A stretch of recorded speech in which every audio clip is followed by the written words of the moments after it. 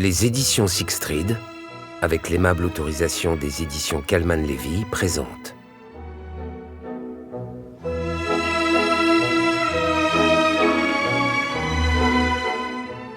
Mort à la Fenice, de Donna Leone, interprété par Renaud Bertin.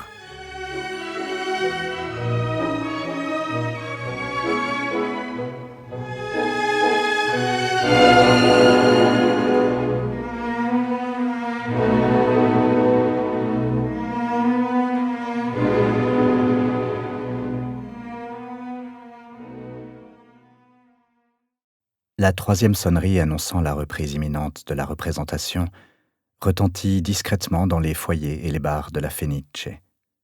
Les gens éteignirent leurs cigarettes, vidèrent leurs verres, interrompirent leur conversation et commencèrent à refluer vers la salle, brillamment éclairée pendant l'entr'acte.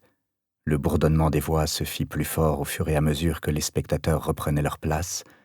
Un diamant lançait un éclair ici, une étole de vison s'ajustait sur une épaule nue là, une main chassait une poussière invisible d'un revers de satin ailleurs.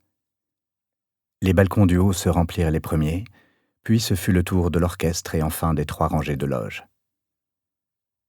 Les lumières baissèrent, l'obscurité se fit et la tension qui précède toute représentation monta pendant que le public attendait le retour du chef d'orchestre. Le brouhaha s'apaisa, les musiciens arrêtèrent de s'agiter sur leurs sièges et le silence général annonça que tout le monde était prêt pour le 3e et dernier acte. Ce temps mort se prolongea et devint rapidement pesant. Quelqu'un, au premier balcon, fut pris d'une quinte de toux. Un livre tomba, ou peut-être était-ce un sac à main. La porte donnant dans la fosse d'orchestre restait cependant toujours fermée. Les premiers à se remettre à parler furent les musiciens. Un second violon se pencha sur sa voisine et lui demanda quels étaient ses projets de vacances. Dans la 2e rangée, un bassoniste apprit à un oboïste que les soldes chez Benetton allaient commencer le lendemain. Les gens du premier rang, dans les loges, ceux qui voyaient le mieux les musiciens, ne tardèrent pas à se mettre à murmurer doucement à leur tour. Le public des balcons les imita bientôt, puis celui de l'orchestre, comme si les plus fortunés voulaient être les derniers à se laisser aller à ce genre de comportement. Au murmure succéda un brouhaha. Les minutes passèrent. Soudain, les plis du rideau en velours d'un vert profond s'écartèrent sur Amadeo Fassini, directeur artistique du théâtre, qui s'avança d'une démarche empruntée dans l'étroite ouverture. L'éclairagiste, au-dessus du 2e balcon, n'ayant aucune idée de ce qui se passait, décida de diriger un puissant rayon blanc sur l'homme au centre de la scène. Aveuglé, Fassini leva un bras pour se protéger les yeux. C'est le bras toujours levé, comme pour parer un coup, qu'il commença à parler. « Mesdames et messieurs » Puis il s'arrêta, adressant des gestes frénétiques de la main gauche au technicien, qui, comprenant son erreur, coupa le projecteur. Remis de sa cécité passagère, l'homme reprit son laïus. « Mesdames et messieurs, j'ai le regret de vous informer que le maestro Wellauer n'est pas en mesure d'assurer la suite de la représentation. » Murmures et questions fusèrent dans le public. Des têtes se tournèrent dans des froissements de soie, mais il n'en poursuivit pas moins. « Le maestro Longhi va le remplacer. » Avant que la rumeur ne couvre sa voix, il ajouta d'un ton faussement calme : « Et y a-t-il un médecin dans la salle ?» La question fut suivie d'un long silence, puis les gens se mirent à regarder autour d'eux qui allait se dévouer. Il s'écoula près d'1 minute. Une main s'éleva enfin, lentement, dans l'un des premiers rangs de l'orchestre, et une femme quitta son siège. Fassini fit signe à l'un des employés du théâtre, au fond de la salle, et le jeune homme en uniforme se précipita jusqu'à l'extrémité de la rangée, où l'attendait la femme. D'une voix souffreteuse, comme si c'était lui qui avait besoin de soins, Fassini reprit : « Si vous voulez bien suivre ce jeune homme en coulisses, docteur. » Il eut un dernier regard pour la salle encore plongée dans l'obscurité, échoua dans sa tentative de sourire et y renonça. « Veuillez excuser, mesdames et messieurs, ce contretemps. La représentation va reprendre tout de suite. » Le directeur artistique se tourna, tripota le rideau, incapable un instant de retrouver l'ouverture. Les mains d'une personne invisible les écartèrent derrière lui, et il disparut, se retrouvant dans la soupente misérable où Violetta allait bientôt mourir. Il entendit les timides applaudissements qui saluèrent l'arrivée du chef d'orchestre remplaçant lorsque ce dernier monta sur le podium. Chanteurs, choristes et machinistes se pressèrent tout autour de Fassini, aussi intrigués que le public, mais le manifestant bien plus bruyamment. Si sa position hiérarchique le protégeait en général de tout contact avec des membres de la troupe d'un rang aussi inférieur, le directeur ne pouvait maintenant les éviter, ni eux, ni leurs questions et leurs murmures. « Ce n'est rien », déclara-t-il sans s'adresser à personne en particulier, agitant les mains comme pour les chasser de la scène sur laquelle ils s'étaient rassemblés. On arrivait aux dernières mesures du prélude. Le rideau n'allait pas tarder à s'ouvrir sur la soirée de Violetta, pour l'instant assise, nerveuse, sur le chalit placé au centre du décor. La gesticulation de Fassini redoubla d'intensité et chanteurs et machinistes commencèrent à passer dans les coulisses où ils continuèrent à murmurer entre eux. Il gronda un « Silenzio !» furibond et attendit de le voir produire son effet. Quand les rideaux commencèrent à s'écarter, il rejoignit précipitamment le chef de plateau à droite de la scène, à côté du médecin. Une femme de petite taille, à la chevelure sombre, se tenait juste en dessous d'un panneau « Interdiction de fumer », une cigarette non allumée à la main. « Bonsoir, docteur », dit Fassini en se forçant à sourire. Elle glissa la cigarette dans la poche de sa veste et lui serra la main. « De quoi s'agit-il » demanda-t-elle finalement, tandis que, derrière eux, Violetta commençait à lire la lettre de Germont père. Fassini se frotta vivement les mains, comme si ce geste pouvait l'aider à décider de la meilleure manière de répondre. « Le maestro Velauer a été... » commença-t-il, mais il ne trouva aucun moyen satisfaisant d'achever sa phrase. « Il est malade » s'impatienta le médecin. « Non, il n'est pas malade » dit Fassini de nouveau à court de mots. Il se remit à se frotter les mains. « Il vaudrait peut-être mieux que je le voie, non ? Est-il encore dans le théâtre ?» Comme Fassini paraissait toujours incapable de parler, elle reprit « L'a-t-on amené quelque part ?» La question mit fin à sa paralysie. « Non, il est dans sa loge. Dans ce cas, nous ferions mieux d'y aller, il me semble. »« Oui, bien sûr, docteur. » Il paraissait soulagé de cette suggestion. Il l'entraîna sur la droite. Ils passèrent à côté d'un piano à queue et d'une harpe dissimulée sous une housse vert sombre, avant de s'engager dans un corridor étroit. Il alla jusqu'au bout et s'arrêta devant une porte, devant laquelle se tenait un homme de haute taille. « Matteo, » commença-t-il, se tournant vers le médecin, « voici le docteur Zorzi, » dit-elle obligeamment. Pour des mondanités, le moment paraissait particulièrement mal choisi. À l'arrivée de son supérieur et de quelqu'un qui, lui disait-on, était médecin, Matteo, l'assistant du chef de plateau, fut trop heureux de s'écarter de la porte. Fassini passa devant lui, entr'ouvrit le battant, regarda par-dessus son épaule et laissa le médecin le précéder dans la petite pièce. La mort avait déformé les traits de l'homme qui se trouvait effondré dans un fauteuil au milieu de la pièce. Son regard fixait le néant. Ses lèvres étaient retroussées sur une grimace féroce. Le corps était fortement incliné d'un côté, la tête renversée contre le dossier. Une traînée de liquide noir maculait le jabot empesé et brillant de sa chemise. Un instant, le médecin la prit pour du sang. Elle fit un pas de plus et sentit, plutôt qu'elle ne vit, qu'il s'agissait de café. L'arôme qui se confondait avec celui du café était également caractéristique, l'odeur acide d'amandes amères dont on parlait dans les livres. Elle avait une telle expérience de la mort qu'elle n'avait pas besoin de consulter le pouls, mais elle n'en plaça pas moins 2 doigts sous le menton relevé. Rien. La peau, cependant, était encore chaude. Elle s'écarta et regarda autour d'elle. Sur le sol devant lui gisait une soucoupe et la tasse à café d'où provenait la trace qui maculait sa chemise. Elle s'agenouilla et effleura la tasse du dos des doigts, mais elle était froide. Elle se leva et s'adressa aux 2 hommes qui se tenaient à côté de la porte, trop soulagés de la laisser se livrer à ses vérifications. Avez-vous appelé la police ? Oui, oui, balbutia Fassini sans avoir vraiment écouté la question. Monsieur, reprit-elle en élevant la voix de manière à ce qu'il soit bien obligé de l'entendre, je ne peux rien faire de plus. Ce problème relève de la police. L'avez-vous appelé ? Oui, répéta-t-il sans cependant donner l'impression qu'il avait entendu ou compris ce qu'elle venait de dire. Il contemplait fixement le mort, essayant de mesurer l'horreur ou le caractère scandaleux de ce qu'il voyait. Abruptement, le médecin fonça vers la porte, bousculant l'homme au passage et sortit de la pièce. L'assistant chef de plateau la suivit. « Appelez la police !» lui ordonna-t-elle. L'assistant acquiesça, et une fois qu'il fut parti téléphoner, elle mit la main dans la poche, retrouva la cigarette qu'elle y avait laissée tomber, lui rendit sa forme et l'alluma.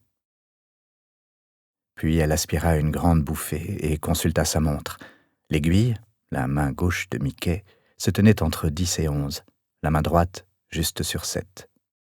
Elle s'adossa au mur et attendit l'arrivée de la police.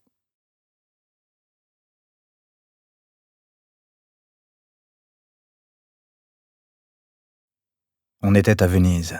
Les policiers arrivèrent donc en bateau, un gyrophare bleu scintillant à l'avant de la cabine. Ils se rangèrent à quai dans le canal étroit, derrière le théâtre. 4 hommes en descendirent, 3 en uniforme, 1 en civil.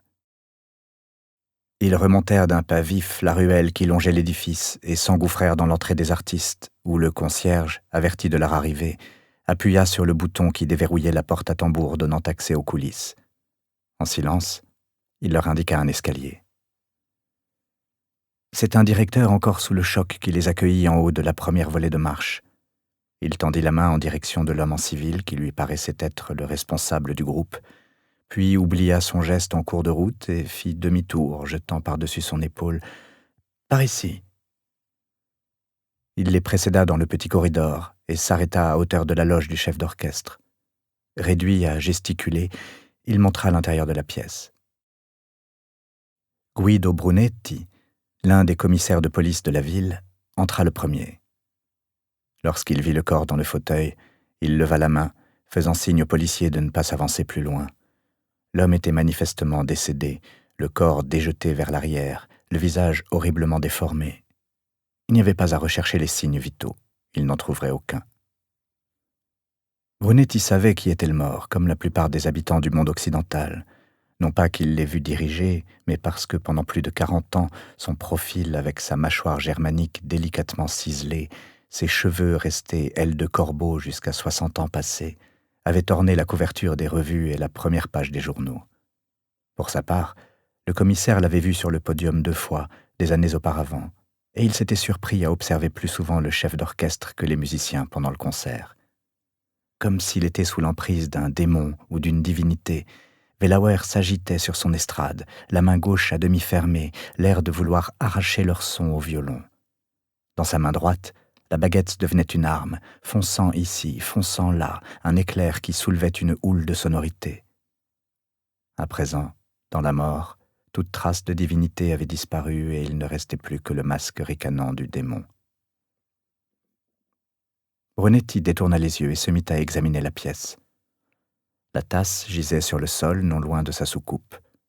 Voilà qui expliquait les taches sombres sur la chemise et, il en était sûr, les traits horriblement déformés. D'où il était, encore presque sur le seuil, le policier laissa son regard errer sur le reste de la pièce, notant ce qu'il voyait, curieux, ne sachant de quel sens pouvait être lourd chaque objet.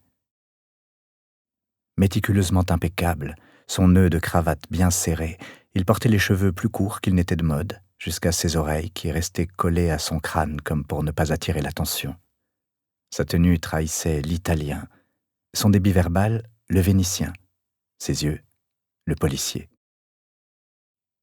Il toucha le mort au poignet, le corps était froid, la peau sèche au contact. Il jeta un dernier coup d'œil circulaire et se tourna vers l'un des hommes qui se tenait derrière lui, lui demandant d'appeler le médecin légiste et le photographe. Puis il enjoignit à son 2e adjoint d'aller demander au concierge qui il avait pu voir dans les coulisses pendant la soirée, que l'homme fasse une liste.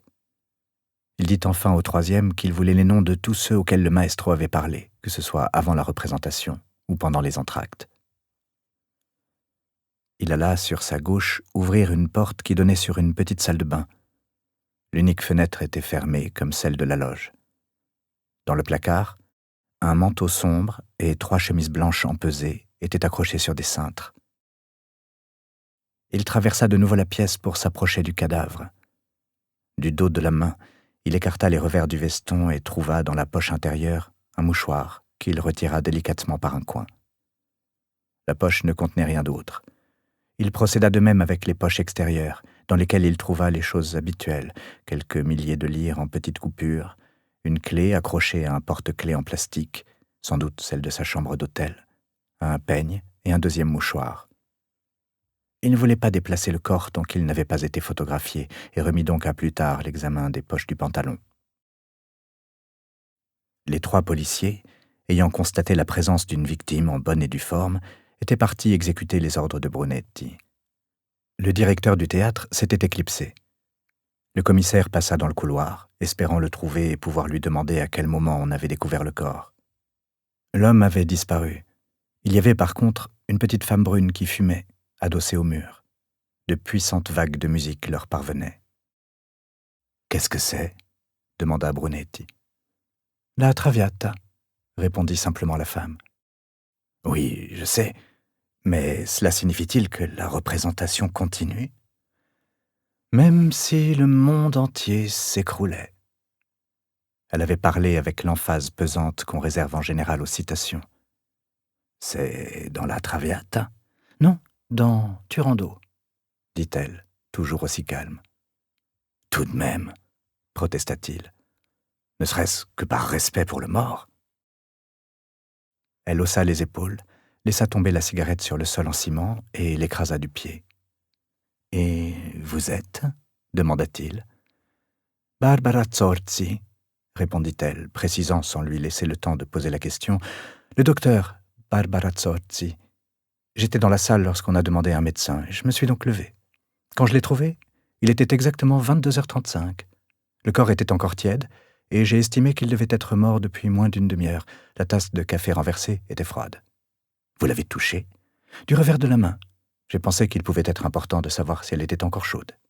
Elle ne l'était pas. » Elle prit une cigarette, lui en offrit une, ne parut pas étonnée par son refus et alluma la sienne. « Autre chose, docteur ? » ?»« Ça sentait le cyanure. J'en ai surtout des connaissances livresques, mais j'ai travaillé une fois sur le sujet, pendant mon cours de pharmacologie. Le professeur ne nous l'a pas laissé sentir. Il prétendait que même les émanations étaient dangereuses. »« C'est à ce point toxique ? » ?»« Oui.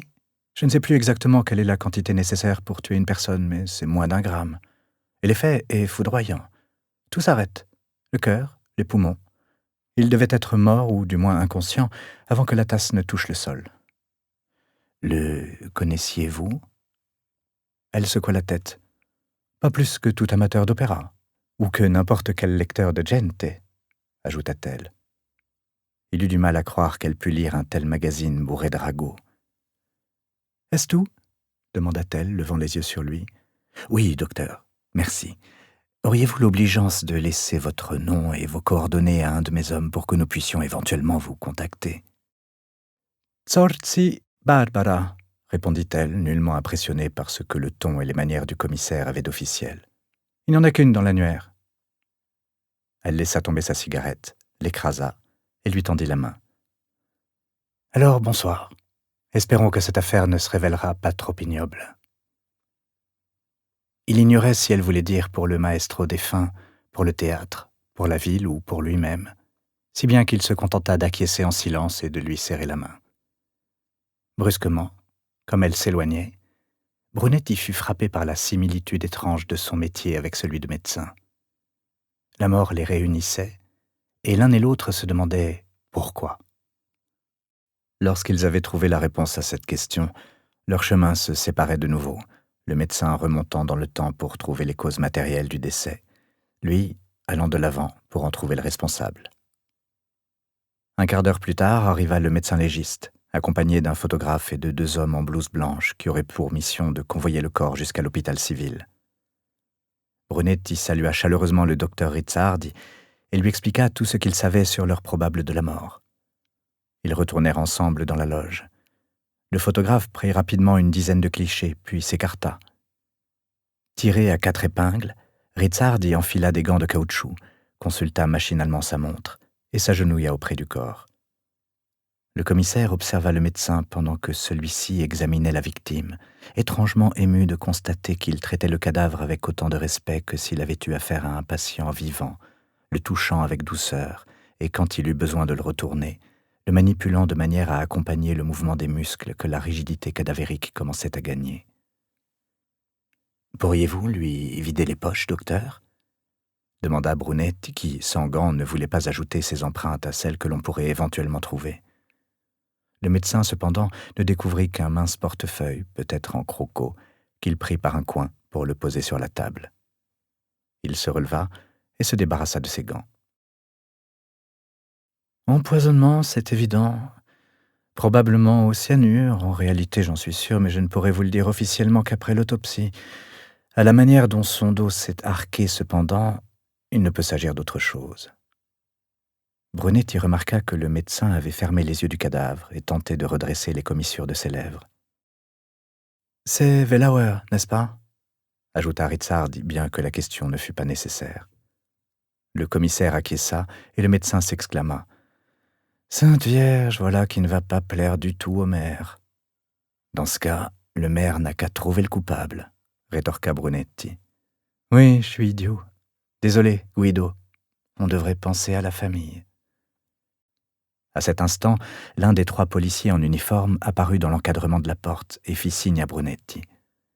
Lorsque le commissaire émergea de la pièce, il vit Fassini et une femme qu'il supposa être la fille du maestro. Elle était grande, plus grande que le directeur, plus grande que le commissaire lui-même, sans compter l'échafaudage de cheveux blonds qui l'agrandissait encore. Comme Wellauer, elle avait les pommettes hautes des Slaves et des yeux d'un bleu si clair qu'ils en avaient quelque chose de glacial. Quand elle vit Brunetti sortir de la loge, elle s'avança en 2 pas vifs. « Qu'est-ce qui se passe ?» demanda-t-elle en italien avec un fort accent étranger. « Qu'est-ce qui est arrivé ?»« Je suis désolé, signorine, » commença Brunetti. « Qu'est-il arrivé à mon mari ?» exigea-t-elle de savoir, coupant le policier sans l'écouter. Bien que pris par surprise, Brunetti eut la présence d'esprit de se placer de manière à bloquer le passage. « Je suis désolé, signora, mais il vaudrait mieux que vous n'entriez pas. » Comment se faisait-il qu'ils devinaient toujours ce que vous alliez leur annoncer? Était-ce le ton, ou bien une sorte d'instinct animal qui leur faisait entendre « mort » dans la voix qui apportait la nouvelle? La femme parut s'affaisser, comme si on venait de la frapper. Sa hanche heurta le clavier du piano, faisant retentir le couloir de sons discordants. Elle se retint d'un mouvement raide de la main, provoquant une 2e rafale de fausses notes, puis dit quelque chose dans une langue inconnue de Brunetti et porta la main à la bouche, geste tellement mélodramatique qu'il devait être naturel. Le policier eut l'impression à cet instant qu'il avait passé toute sa vie à une seule et unique chose, dire aux gens que quelqu'un qu'ils aimaient était mort, ou pis, avait été assassiné. Son frère Sergio, qui était technicien dans un laboratoire de radiologie, devait porter en permanence à son revers une petite carte métallique qui prenait une couleur bizarre au cas où il aurait été exposé à un taux anormal de radiation. S'il avait porté un système identique, mais sensible au chagrin, à la douleur et à la mort, il y a beau temps que la plaque aurait définitivement viré de couleur. Elle rouvrit les yeux et le regarda. « Je veux le voir. »« Je crois que ce n'est pas souhaitable, » répondit-il, sachant qu'il n'avait que trop raison. « Que s'est-il passé ?» Elle s'efforçait de reprendre son calme, et elle y parvenait. Il semble qu'il ait été empoisonné. Il préférait ne pas être plus affirmatif. « On l'a tué ?» Elle avait posé la question avec un étonnement qui paraissait sincère, ou le fruit d'un long entraînement.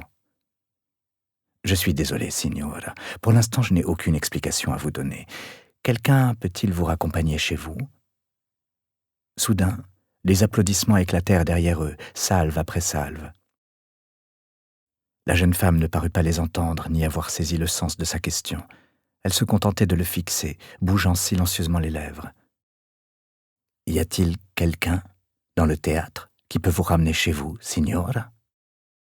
Elle hocha affirmativement la tête, comme si enfin elle comprenait. « Oui, oui, » dit-elle, ajoutant d'une voix radoucie. « Il faut que je m'assoie. » Brunetti s'attendait à cette réaction, la brutale intervention de la réalité après le choc initial. C'était elle qui assommait les gens. Il la prit par un coude et la conduisit dans les coulisses. Elle était tellement mince qu'en dépit de sa taille, il n'avait pas de mal à la soutenir. Il ne vit qu'un endroit, un petit cagibi encombré de matériel électrique et d'objets qui lui étaient inconnus. Il l'installa dans l'unique siège et adressa un signe à l'un de ses hommes, tandis que les coulisses s'emplissaient de gens en costume qui allaient saluer et se regroupaient dès que le rideau se baissait. « Va au bar et fais-toi donner un cognac avec un verre d'eau », ordonna-t-il. La signora Velauer se tenait raide sur la chaise à dossier droit, les mains étreignant le rebord du siège, contemplant le plancher. Elle secouait la tête de droite à gauche, niant ce qu'elle venait d'apprendre ou poursuivant un dialogue intérieur. « Vos amis sont-ils dans la salle, signora ? Signora ?» Elle ne réagit pas, restant plongée dans cette conversation silencieuse avec elle-même. « Signora » reprit-il, lui posant une main sur l'épaule. « Vos amis sont-ils ici ?»« Velti » répondit-elle. « Je leur ai dit de me retrouver ici. » Le policier revint, tenant 2 verres. Brunetti prit le plus petit et le tendit à la jeune femme. « Buvez ceci, signora. » Elle prit le verre et le vida sans y faire attention, puis fit de même avec l'eau, comme s'il n'y avait eu aucune différence. Brunetti se débarrassa des verres vides. « Quand l'avez-vous vu pour la dernière fois, signora ?»« Quoi ? Quand l'avez-vous vu ? » ?»« Helmut ? » ?»« Oui, signora. Quand l'avez-vous vu pour la dernière fois ? » « Nous sommes venus ensemble ce soir, puis je suis revenu après. »« Après quoi, signora ?» Elle étudia un instant le visage du policier avant de répondre. « Après le second acte, mais nous n'avons pas parlé, il était trop tard. Il a juste dit... Non, il n'a rien dit. » Brunetti n'aurait su dire si sa confusion tenait au choc ou aux difficultés de la langue, mais il était certain qu'elle en était à un point où on ne pouvait plus l'interroger. Derrière eux s'éleva une nouvelle vague d'applaudissements, gonflant et diminuant au fur et à mesure que les chanteurs allaient saluer individuellement. La signora Velauer le quitta des yeux et baissa de nouveau la tête, même si son dialogue intérieur paraissait terminé. Il dit au policier de rester auprès d'elle, ajoutant que des amis allaient venir la chercher et qu'à ce moment-là, elle serait libre de partir. Puis il retourna à la loge, où le médecin légiste et le photographe se préparaient à partir. « Y a-t-il autre chose ?» demanda Rizzardi à Brunetti. « Non. L'autopsie ? Demain. La feras-tu toi-même ?» Le médecin réfléchit un instant avant de répondre. « Normalement, je ne suis pas de service, mais étant donné que j'ai examiné le corps, le vice-questeur me demandera sans doute de la pratiquer. » « À quelle heure ? » ?»« Vers 11h. Je devrais avoir terminé en début d'après-midi. » »« Je passerai. Il n'est pas indispensable de venir à San Michele, Guido. On peut se téléphoner. »« Merci, Ettore, mais cela fait trop longtemps que je n'y suis pas allé.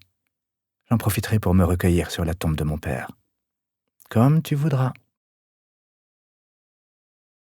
Les 2 hommes se serrèrent la main, et Rizzardi était sur le point de sortir de la pièce lorsqu'il s'immobilisa un instant et dit « C'était le dernier des géants, Guido. Il n'aurait pas dû mourir de cette façon. Je suis navré que cela lui soit arrivé. Moi aussi, Ettore, moi aussi. » Après le départ du médecin et du photographe, l'un des 2 ambulanciers, ils avaient attendu auprès de la fenêtre en fumant et observant les allées et venues des gens sur la petite place en contrebas, retourna près du corps qu'ils avaient déjà allongé sur une civière. « On peut y aller maintenant ?» demanda-t-il d'un ton faussement désintéressé. « Non, » répondit Brunetti. « Attendez que tout le monde ait quitté le théâtre. » Le second ambulancier expédia sa cigarette dehors d'une pichenette et vint se placer à l'autre bout de la civière. « Cela risque de prendre pas mal de temps, non ?» observa-t-il, ne cherchant pas à dissimuler sa contrariété. Petit et trapu, il s'exprimait avec un fort accent napolitain. « J'ignore le temps que cela prendra. mais attendez tout de même que le théâtre soit vide. » Le Napolitain remonta la manche de sa blouse et consulta ostensiblement sa montre. « C'est-à-dire, notre service prend fin à minuit, et si on attend encore, il sera plus tard que ça quand on retournera à l'hôpital. » L'autre vint en renfort. « D'après les accords syndicaux, nous ne devons pas faire d'heures supplémentaires sans en avoir été avisés 24 heures à l'avance. Je ne sais pas ce que nous devons faire dans un cas comme celui-ci. » Il indiqua la civière d'un mouvement du pied, comme si c'était un objet peu ragoûtant trouvé dans la rue. Un instant, Brunetti fut tenté d'employer le langage de la raison, mais il y renonça vite. « Vous allez rester ici, tous les deux, et vous n'ouvrirez cette porte que quand je vous le dirai. » Comme les ambulanciers ne réagissaient pas, il ajouta « Vous avez compris ?» Toujours pas de réponse. « Vous avez compris ? Mais les accords syndicaux… »« Rien à foutre de votre syndicat et de vos accords !» explosa Brunetti. « Sortez-le avant que je vous le dise, et vous allez vous retrouver au violon pour avoir craché sur le trottoir ou juré en public. Je ne veux pas que ce soit le cirque quand vous sortirez. Vous allez donc attendre que je vous le dise. » Brunetti, lui, n'attendit pas de savoir s'ils avaient compris cette fois et sortit en claquant la porte. Dans la partie plus large des coulisses sur laquelle débouchait le couloir, c'était le chaos. Des gens dont certains étaient encore en costume de scène allaient et venaient en tous sens. Au regard en biais qu'ils jetaient en direction de la loge du chef d'orchestre, il était clair que la nouvelle s'était répandue. Il la vit d'ailleurs continuer à se propager, deux têtes qui se rapprochaient, l'une d'elles qui jetait ensuite un coup d'œil aigu vers le couloir et la porte, au fond, derrière laquelle était caché quelque chose sur quoi on ne pouvait que spéculer. Ces gens avaient-ils envie de voir le cadavre ? Ou envie de quelque chose à raconter demain au café ? Lorsqu'il retourna auprès de la signora Wellauer, elle était en compagnie d'un couple considérablement plus âgé qu'elle. La femme s'était agenouillée près de la veuve, qui sanglotait sans retenue, et avait passé un bras autour de ses épaules. Le policier en uniforme s'approcha de Brunetti. « Je t'avais dit qu'il pouvait partir, » lui rappela ce dernier. « Voulez-vous que je les accompagne, monsieur ?»« Oui. T'a-t-on dit où elle habitait ?»« Du côté de San Moise, monsieur. »« Ce n'est pas bien loin, » observa Brunetti.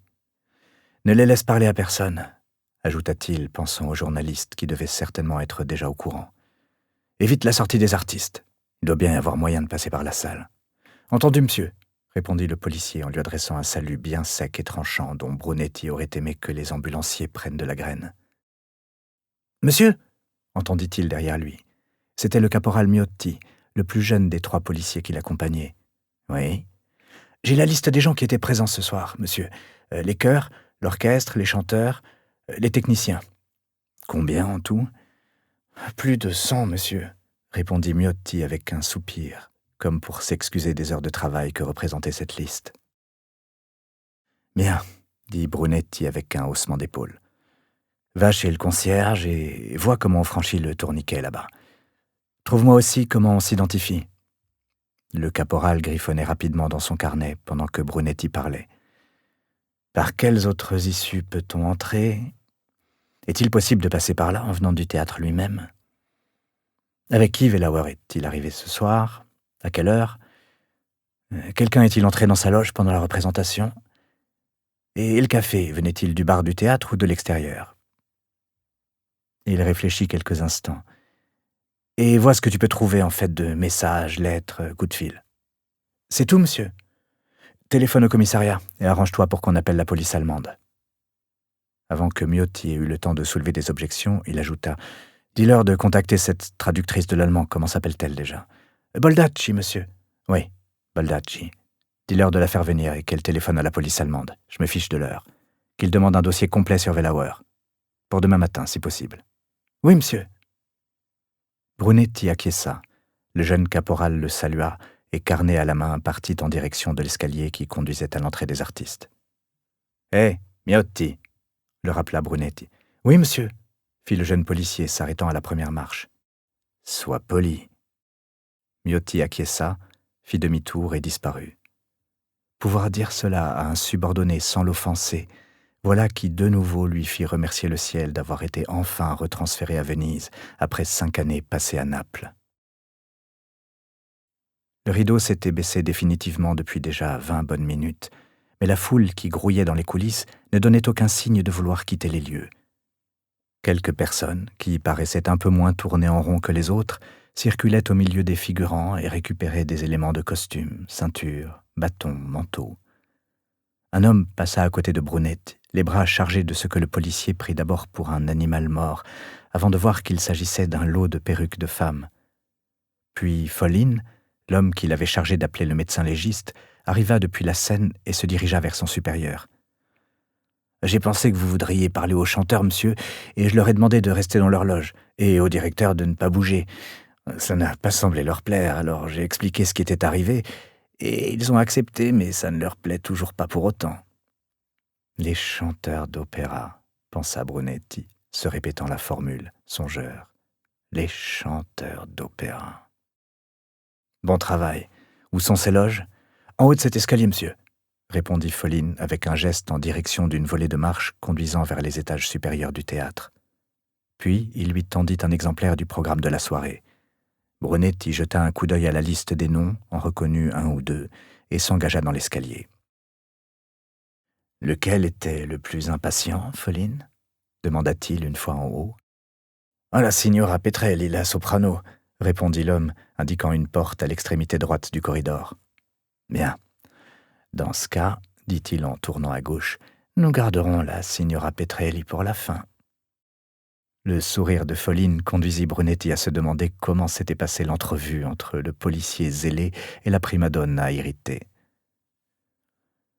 Francesco Dardi, Giorgio Germont, lisait-on sur le bristol punaisé à la porte de la première loge, sur la gauche. Il frappa 2 fois et entendit aussitôt un « Avanti » retentissant.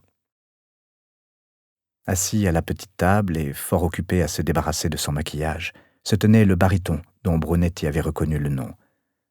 Petit, penché en avant pour voir ce qu'il faisait, Francesco Dardi écrasait son estomac considérable contre le plateau de la table. « Messieurs, veuillez m'excuser de ne pas me lever pour vous accueillir, » dit-il en essuyant avec soin le noir qui lui entourait l'œil gauche. Brunetti se contenta de hocher la tête en réponse. Au bout d'un moment, Dardi détourna ses yeux du miroir et regarda les 2 hommes. « Eh bien ?» demanda-t-il, retournant à son démaquillage. « Avez-vous entendu parler de ce qui s'est passé ce soir ?»« Vous voulez dire Velauer ?»« Oui. » Comme sa question n'avait reçu que cette réponse monosyllabique, Dardi posa sa serviette et se tourna franchement vers ses visiteurs. « Puis-je vous aider en quelque chose, messieurs ?» demanda-t-il en s'adressant à Brunetti. Voilà qui était davantage du goût du policier, qui sourit et répondit avec amabilité. « Oui, c'est possible. » Il jeta un coup d'œil au programme, comme s'il avait besoin de s'assurer du nom de son interlocuteur. « Signor Dardi, comme vous l'avez appris, le maestro Velauer est mort ce soir. » Le baryton accueillit l'information d'une simple et légère inclinaison de tête. « J'aimerais que vous me disiez tout ce que vous avez remarqué pendant la soirée, notamment sur ce qui s'est passé pendant les 2 premiers actes de la représentation. » Brunetti se tut un instant. Dardi acquiesça à nouveau, mais ne dit rien. « Avez-vous parlé avec le maestro ce soir ?»« Nous nous sommes vus brièvement, » répondit Dardi. Il pivota à nouveau sur sa chaise et reprit son démaquillage. « Quand je suis arrivé, il parlait avec un éclairagiste à propos d'un problème pendant le premier acte. Je lui ai dit « Buonasera », puis je suis venu ici pour commencer à me maquiller. Comme vous le constatez, ajouta-t-il avec un geste en direction de son reflet, ça prend du temps. »« À quelle heure l'avez-vous vu ?» demanda Brunetti. « Vers 7 heures, je dirais. Peut-être un peu après, 7h15, mais certainement pas plus tard. »« Et l'avez-vous revu à un moment ou un autre ensuite ? » ?»« Voulez-vous dire ici ou dans les coulisses ? » ?»« N'importe. Je ne l'ai revu ensuite que depuis la scène, quand lui-même dirigeait. »« Avez-vous vu le maestro avec quelqu'un pendant la soirée ? » ?»« Je vous l'ai dit, il parlait avec un éclairagiste. »« En effet, je m'en souviens. Mais avec quelqu'un d'autre ? » ?»« Avec Francesco Santore, au bar. Ils échangeaient quelques mots, mais ils sont arrivés au moment où j'en partais. » Brunetti avait reconnu le nom, mais demanda néanmoins de qui il s'agissait. Dardy ne parut pas surpris par cette manifestation d'ignorance du policier. Après tout, pourquoi un flic devrait-il connaître le nom de l'un des directeurs de théâtre les plus célèbres de toute l'Italie? « Le directeur, » expliqua le baryton. En ayant fini avec la serviette, il la jeta devant lui. « C'est sa mise en scène. » Il prit une cravate en soie qui attendait sur un coin de la table, la glissa autour de son col de chemise et la noua avec soin. « Désirez-vous savoir autre chose ?» demanda-t-il d'un ton neutre. « Non, je crois que ce sera tout. Merci de votre aide. Si nous voulons vous parler, signor Dardy, où pouvons-nous vous trouver ?»« Au Gritti. » Le chanteur adressa un bref coup d'œil intrigué à Brunetti, comme s'il aurait aimé savoir si d'autres hôtels existaient à Venise, mais craignait de poser la question. Le commissaire le remercia et sortit dans le couloir, Foline sur les talons. « On va faire chanter le ténor maintenant, d'accord ?» dit-il en consultant le programme. Foline acquiesça avec un sourire et le conduisit à une porte donnant sur l'autre côté du couloir. Brunetti frappa, attendit un instant, n'entendit rien. Il frappa de nouveau. De l'intérieur lui parvint un bruit qu'il se décida de considérer comme une invitation à entrer. Il se retrouva face à un homme de petite taille, mince, habillé de pied en cap, le manteau sur le bras de son fauteuil, campé dans une attitude apprise au cours d'art dramatique sous la rubrique « Impatience ennuyée ». « Ah, signore Echeveste !» s'exclama Brunetti, s'avançant d'un pas vif et tendant la main de façon que le chanteur n'ait pas à se lever. « C'est un immense honneur que de vous rencontrer. » Brunetti, s'il avait été inscrit au même cours d'art dramatique, aurait été en train de travailler sa manifestation d'émerveillement en présence d'un talent prodigieux. Tel un ruisseau pris par les glaces au printemps, la colère d'Echeveste fondit instantanément sous les chaleureuses flatteries de Brunetti. Avec une certaine difficulté, le jeune ténor s'extirpa de son fauteuil et adressa une petite courbette cérémonieuse à ses visiteurs. « Et à qui ai-je l'honneur ?» demanda-t-il dans un italien légèrement teinté d'accent étranger. « Commissaire Brunetti, monsieur.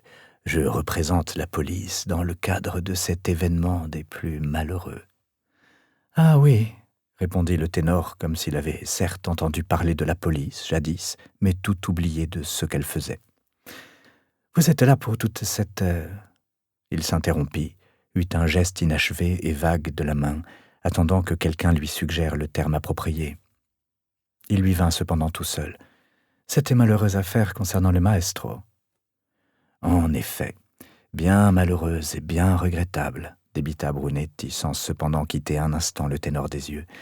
« Cela vous ennuierait-il de répondre à quelques questions ?»« Non, bien entendu que non. » répondit Echeveste, qui se laissa retomber avec grâce dans son fauteuil, non sans avoir soigneusement remonté ses jambes de pantalon afin de ne pas en abîmer le pli en lame de couteau. « Je serais heureux de vous être utile. Sa mort est une grande perte pour le monde de la musique. » Devant une aussi colossale platitude, Brunetti ne put faire moins que d'incliner respectueusement la tête un instant. Puis il la releva et demanda « À quelle heure êtes-vous arrivé au théâtre ?»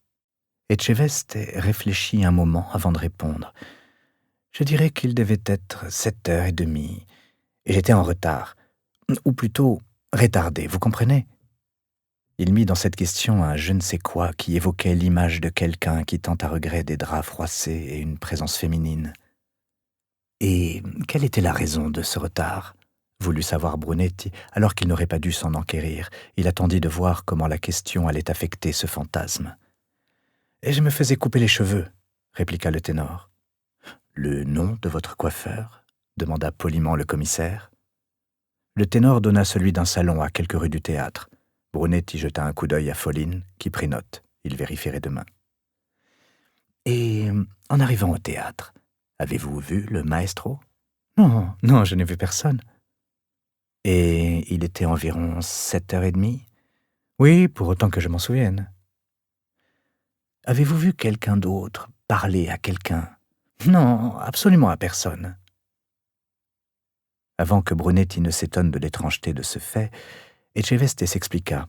« Voyez-vous, je ne suis pas passé par l'entrée des artistes, mais par l'orchestre. »« J'ignorais que c'était possible, » dit Brunetti, intéressé de savoir qu'on avait bien accès aux coulisses par là.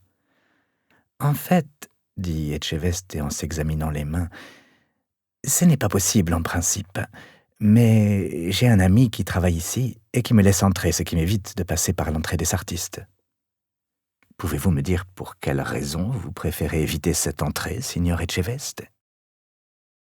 Le ténor eut un geste de rejet, et sa main flotta mollement devant eux un instant, comme s'il espérait qu'ainsi la question allait disparaître ou recevoir une réponse.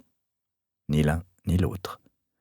Il la reposa donc et dit simplement « J'avais peur. »« Peur? Du maestro. J'avais été en retard aux 2 répétitions précédentes et cela l'avait mis très en colère. Il avait crié. Il pouvait être extrêmement désagréable quand il était en colère, et je préférais éviter ses foudres cette fois. » Brunetti soupçonna que c'était par pur respect pour le mort que le ténor avait évité l'emploi d'un adjectif plus explicite que désagréable. « Si bien que vous êtes entré par là pour éviter de le rencontrer. »« Oui. » »« Et l'avez-vous vu ou lui avez-vous parlé par la suite, en dehors de la scène? »« Non, pas une fois. » Brunetti adressa son sourire, court de théâtre, au chanteur. « Merci beaucoup de nous avoir accordé tout ce temps, Seigneur Etcheveste. » « Et c'était avec plaisir. » Le ténor se leva. Il regarda tour à tour Foline et Brunetti, puis demanda « Suis-je libre de partir maintenant ?»« Bien entendu. Dites-nous seulement où vous êtes descendu. »« Au Gritti, » répondit-il avec la même expression perplexe qu'avait eue Dardy. De quoi se demander s'il existait vraiment d'autres hôtels dans la ville.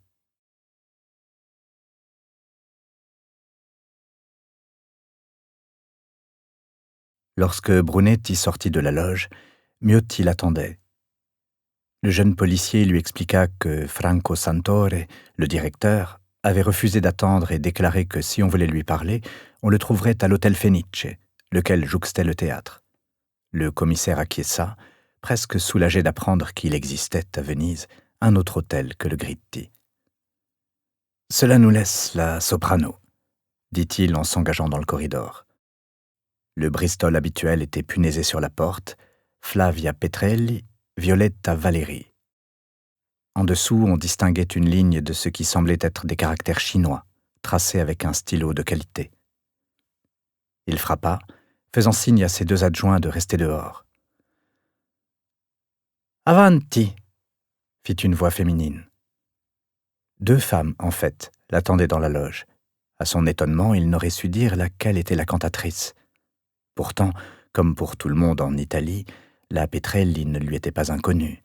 Il ne l'avait vue sur scène qu'une seule fois, quelques années auparavant, et il gardait le vague souvenir de photos dans les journaux. La plus brune des 2 se tenait debout et tournait le dos à la coiffeuse. L'autre était assise sur une chaise en bois, près du mur du fond. Aucune des 2 ne parla lorsqu'il fit son entrée, et Brunetti profita de ce silence pour les étudier. Celle qui était debout lui parut avoir une 30aine d'années. Elle portait un chandail violet et une longue jupe noire qui tombait sur des bottes en chevreau noir à petits talons. Cela rappela à Brunetti le jour où, passant devant la vitrine des Fratelli Rossetti avec sa femme, celle-ci s'était exclamée qu'il fallait être fou pour dépenser un demi-million de lire pour une paire de bottes. Ces mêmes bottes, il en était convaincu. Ses cheveux noirs lui retombaient sur les épaules dans une ondulation naturelle que le plus maladroit des coiffeurs n'aurait pu massacrer.